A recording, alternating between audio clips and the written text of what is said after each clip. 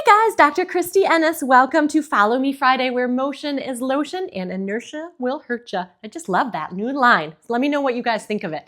We're gonna get our pec muscles, our tricep muscles, and even our abs. So we're gonna get an awesome workout today, all on the ground. If you can't get on the ground, you can absolutely do this one in bed. I'm going to pull out my derma edge here first to get through those pec muscles a little bit, just so that we can get loosened up, warmed up a little bit more, especially if you're someone that hasn't been moving a whole lot before you go into some of these. This will help you gain a little bit of motion there too. I'll link that for you guys as well.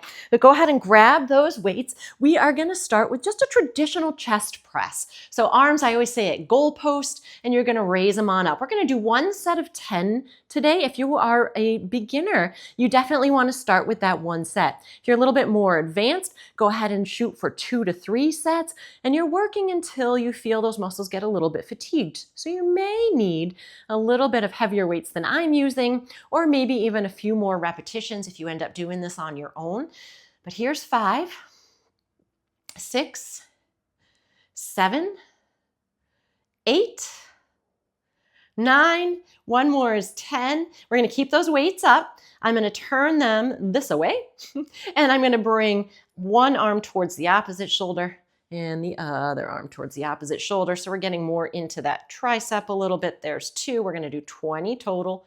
3, 4, 5. You may need to use different weights, right, depending on the exercise, and that's okay.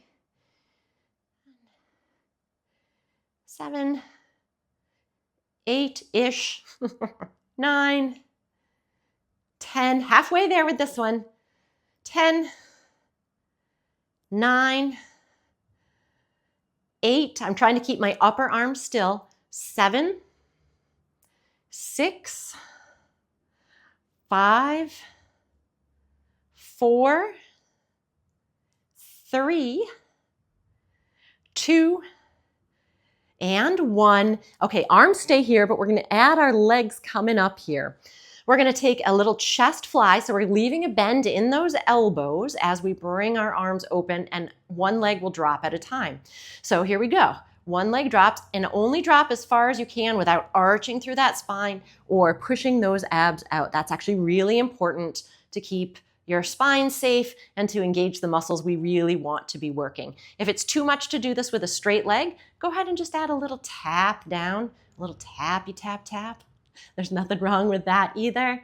I love doing these on the floor versus on a bench because you actually can protect that shoulder a little bit. You cannot go any further than the floor unless you are Hulk smash. And then I wouldn't recommend it, even for the Hulk. We're going to do a few more here and changing it up again. Should feel everything starting to engage here. Obviously, even our legs are working a little too. I didn't mention that one in the beginning, but it's not mostly about the legs, mostly about those chest tries and abs. One more on each side, then legs are coming down. Nice. With control, of course. We're going up into a bridge. Arms are staying right here. So you're going to lift those buns up, and we're going to bring those upper arms back just a touch. And then I'm going to just bend into those forearms, and I'm going to bring my butt down. You guys can keep both your feet flat. I've got mine up because my foot hurts, and it feels much better to not press it into the ground. See, there's always ways to modify things, guys. Never stop moving. That's super important.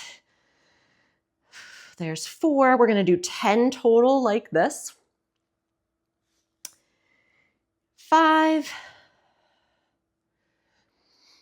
6,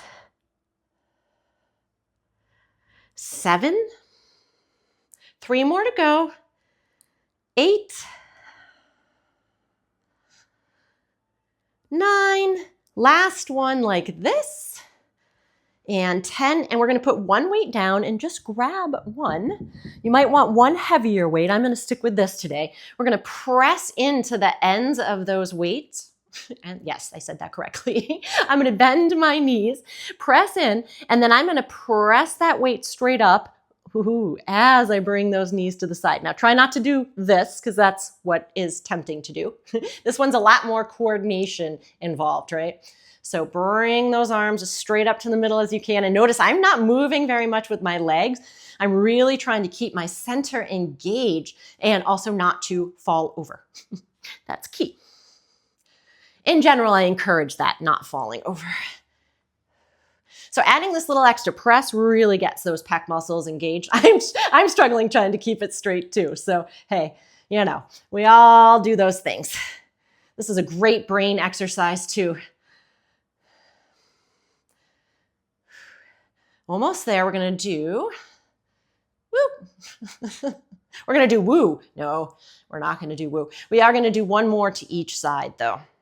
I'm trying to coordinate this all at once, but it's not an easy thing. That one was terrible. Sorry, but you guys get the idea. Okay, we are going to go on to our hands and knees.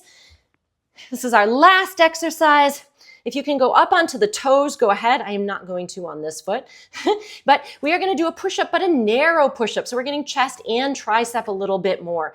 So hands go in a little bit. Elbows stay nice and close behind. Nice and close behind. Try not to let those elbows flare out. In other words, obviously you can do these on your toes or just a few of those toes too. But I'm going to stick with hands and knees right now. Still try to keep a flat back. Here's 4. Again, 10 total. If you need to, take a break. 5, 6, 7, almost there. 8, 9. Last one is 10.